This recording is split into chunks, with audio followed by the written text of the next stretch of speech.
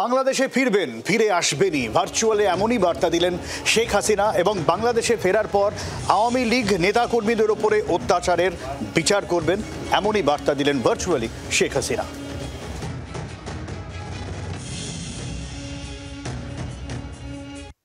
শস্ত্র নিয়ে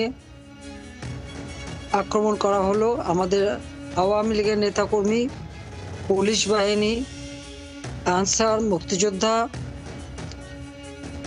এমনকি সাংবাদিক, সাংস্কৃতিক কর্মী।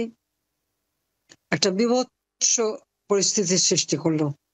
তার এখন আমি যখন আছি এত সময় লাগবে না। আর আমার একটা বিশ্বাস আছে যে আল্লাহ বাঁচায় রেখেছে। এই জন্যই এই যে অন্যায়গুলি যারা করছে তাদের প্রত্যেকের একেবারে নাম ধরে ধরে চেহারা দেখে দেখে এদের শাস্তি দেওয়া হবে। এই বাংলাদেশে কোনো সন্ত্রাসের ঠাঁই হবে না।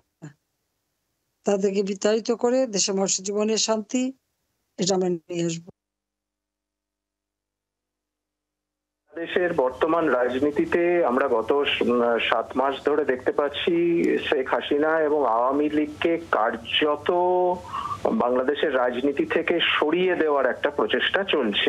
তদারকি সরকার বাংলাদেশের তার প্রধান ইউনূস যখন আমাদের প্রধানমন্ত্রীকে মিট করে, এখনো আমরা শুনেছি তিনিও নাকি এই শেখ হাসিনার বিবৃতি নিয়ে তিনি অসন্তুষ্ট। এবং এই সরকার, তদারকি সরকার যতদিন আছে, আওয়ামী লীগের ফেরাটা বা শেখ হাসিনার ফেরাটা খুব কিন্তু সুবিধাজনক হবে না।